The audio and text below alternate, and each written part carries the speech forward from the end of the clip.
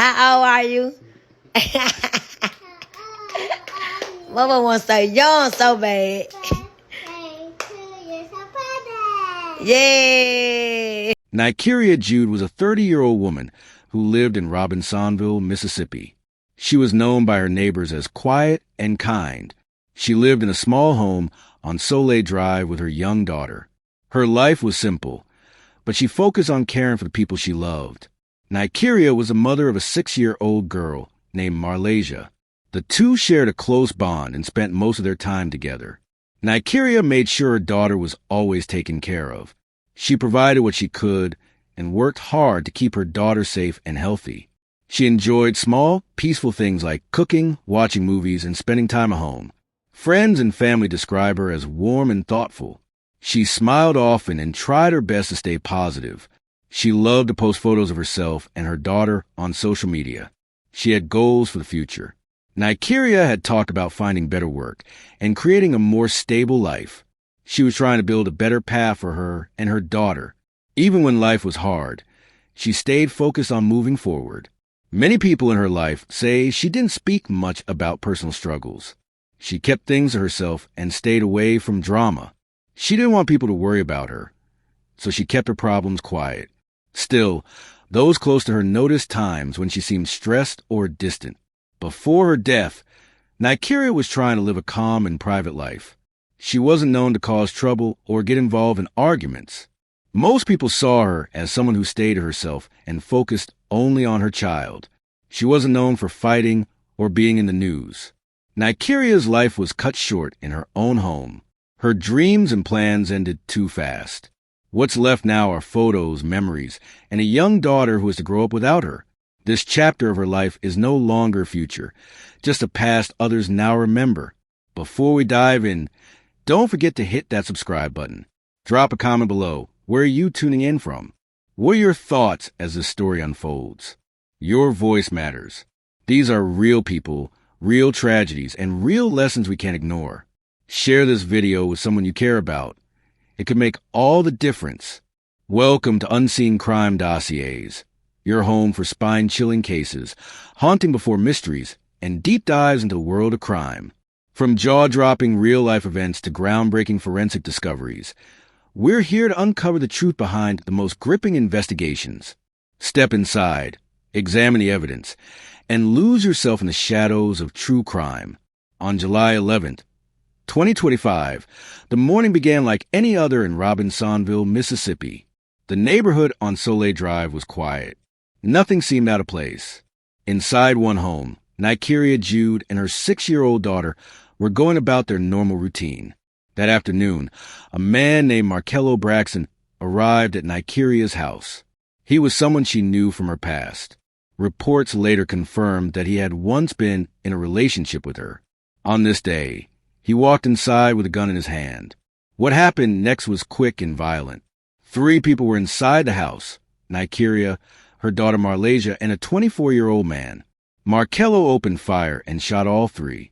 Nikia was shot multiple times. The 6-year-old child was also struck. The young man inside the home was hit as well. The shooting caused panic and fear within seconds. Emergency calls were made immediately. First responders rushed to the scene. When they arrived, they found Nikia unresponsive. She was declared dead on the scene. Marlasia was in critical condition.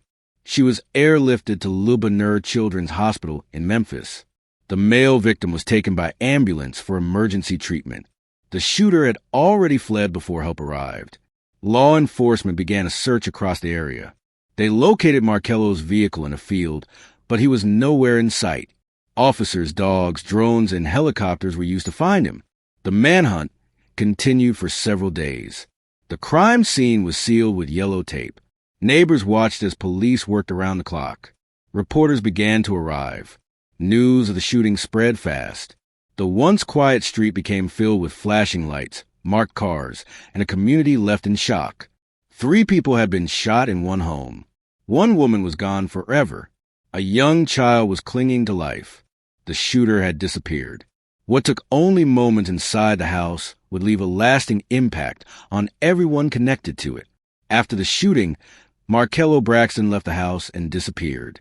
Police began working right away to find him. Officers believed he was armed and dangerous. They warned the public to stay alert and not to approach him. The Tunica County Sheriff's Office took the lead in the investigation. They set up checkpoints, searched nearby homes, and asked for help from state and federal agencies. Drones were flown over large fields. Search dogs followed trails through the woods.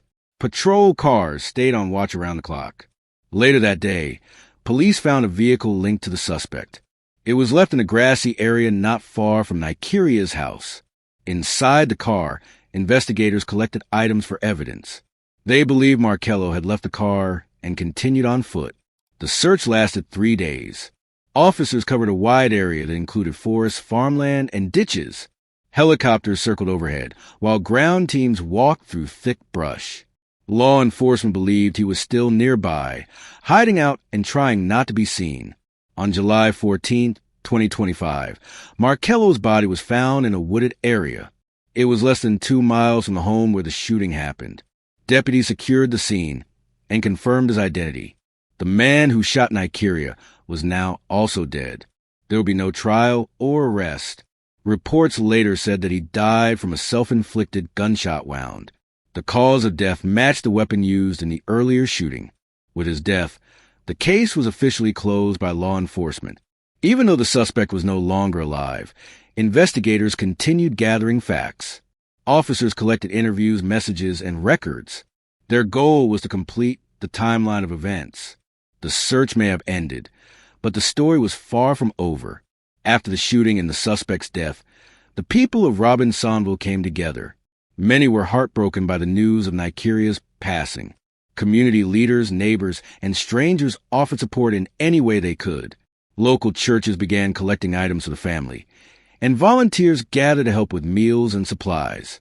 A fundraising page was created to help cover funeral costs and medical care. Donations started coming in from people across Mississippi and nearby states.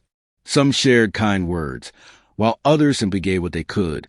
Flyers were passed around, and businesses shared the fundraiser online to help spread awareness. Marlasia remained in the hospital for days. Doctors worked carefully to treat her injuries. Nurses and staff checked on her constantly. Though her recovery was slow, she showed signs of improvement. Hospital staff shared updates with the family to keep them informed and hopeful. When she was well enough to leave the hospital, the sheriff's department organized a police escort. Multiple cars with flashing lights led her home. People stood on the sidewalks waving and holding signs. Officers wanted her to feel safe and protected after everything she had gone through. Back at home, the community left gifts at her doorstep. Stuffed animals, balloons, and handwritten cards covered the porch. Some brought flowers. Others stayed quiet but made sure the family had groceries, gas money, and anything else they might need. Counselors were brought in to offer help. Support groups were formed for anyone dealing with stress after the event. Schools in the area also made plans to support children affected by the news. Teachers were told to look out for signs of fear or sadness among students. Though Nikiria's life had ended, her daughter was still here. People promised to look after her and make sure she was not forgotten. The town had been hurt, but many hoped that helping this young girl could bring some healing. After the investigation ended, officers completed a full report on the events that took place. It included timelines, phone records, and personal histories. The final paperwork confirmed that the shooter acted alone and no other people were involved. Law enforcement officials met with family members to explain the details. They answered all concerns and shared how the search was handled. The documents were then filed with the sheriff's office and archived for public record. Authorities stated that the weapon used in the crime matched the firearm found next to the suspect. Ballistics testing confirmed that the same gun had fired all the bullets recovered from the scene. There was no sign of forced entry at the house, leading officers to believe the suspect was allowed inside. Autopsy results supported the timeline given by witnesses.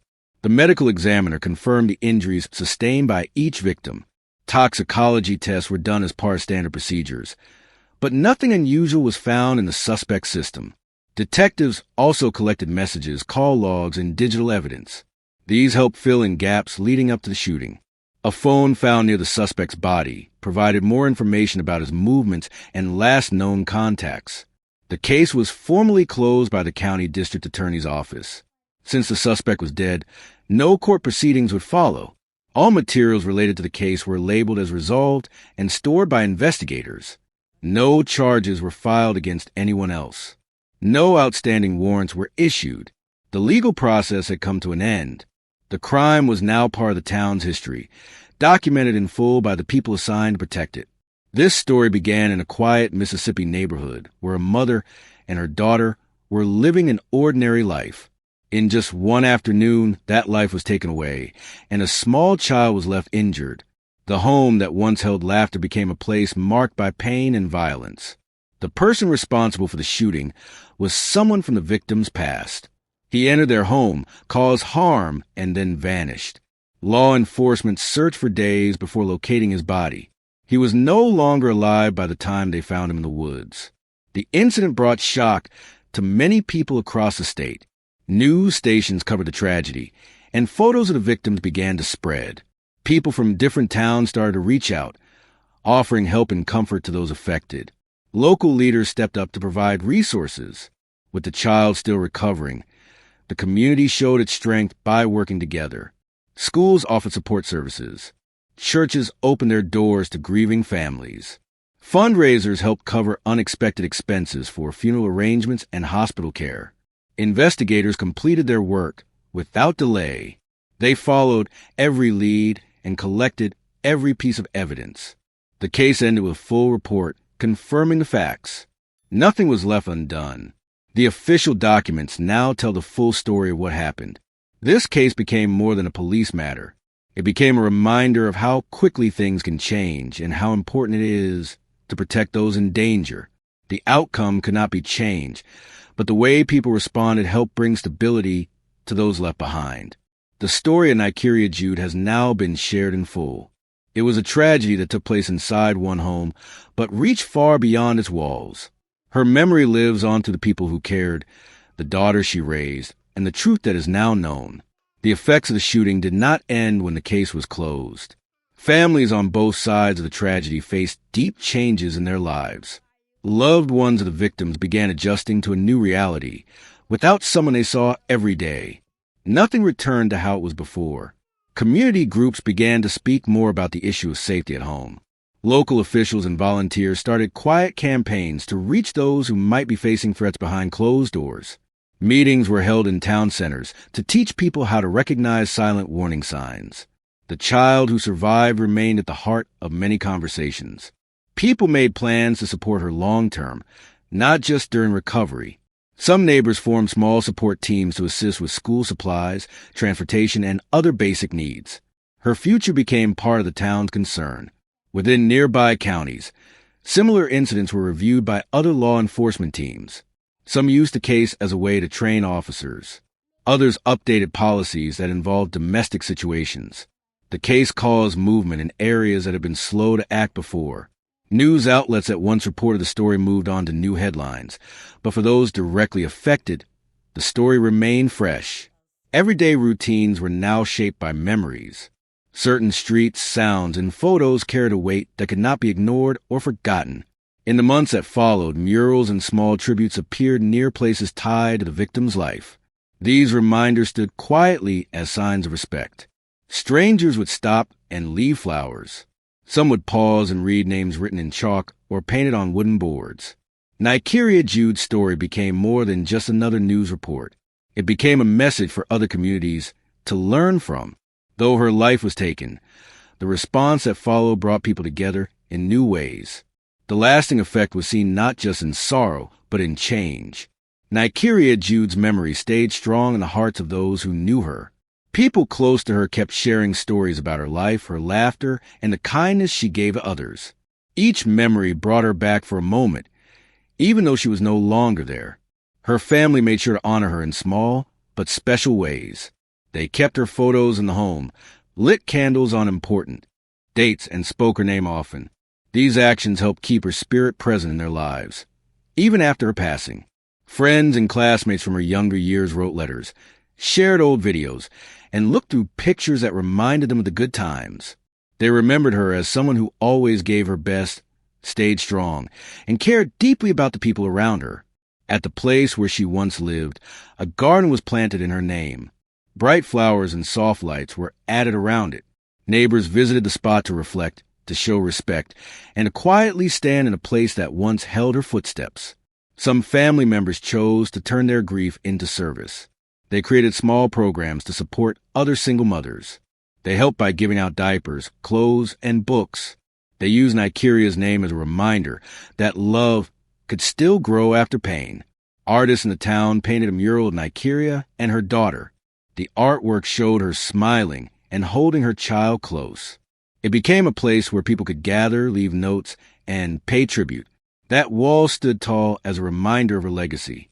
Even as time passed, her story continued to be told, not just for the tragedy, but for the strength she showed and the love she left behind. Remembering Nikia became a way for the town to heal and for her light to stay alive. The story of Nikia, Jude, will remain part of the town's history forever. It showed how quickly peace can be broken and how deeply loss can shape community. Even though the moment was filled with darkness, what followed proved that unity could rise from tragedy. In the weeks after the incident, conversations began to shift. People were not just grieving, they were learning. They took steps to protect others, to notice warning signs sooner, and to speak up before silence became danger. The lessons left behind became tools for others to use. No one expected their lives to change in such a sudden way. But when it did, the response was strong. Community leaders, neighbors, and friends stood close to one another, offering whatever help they could provide. Together, they created a path forward. Events were held to raise awareness and support those left behind. Simple gatherings turned into powerful moments of reflection. People lit candles, wore shirts with her name, and spoke about peace and safety in homes. These efforts turned sadness into action. The case came to a legal end, but its meaning continued to grow beyond courtrooms and headlines. Those who followed the story kept thinking about the victims, their families, and how a quiet home became a place of sorrow. It stayed with them long after the cameras were gone. New laws were discussed to improve early response in similar cases. Although no change could undo what happened, progress was made to prevent future harm. Nikiria's name became a symbol tied to that progress, remembered by both lawmakers and everyday people. As the story closes, the focus turns to healing. What happened cannot be forgotten, but what comes next still matters. In memory of Nikia Jude, her child, and the life that was taken too soon, this story stands as a record of truth and a reminder of what should never happen again. Here at Unseen Crime Dossiers, we're driven by a mission to uncover hidden realities, honor forgotten voices, and keep their memories alive. If this story made you pause, reflect, or feel something, there's more coming that will challenge you even deeper. Make sure to hit subscribe, tap the like button, and turn on that notification bell so you never miss a case. We're dropping new episodes regularly, and trust us, what's ahead is even more chilling. Before you go, we want to hear from you. What moment hit you the hardest? Drop it in the comments. Your perspective matters, and your voice helps keep these stories alive. Until next time, stay alert, stay informed, and never stop seeking the truth, because every life deserves to be heard.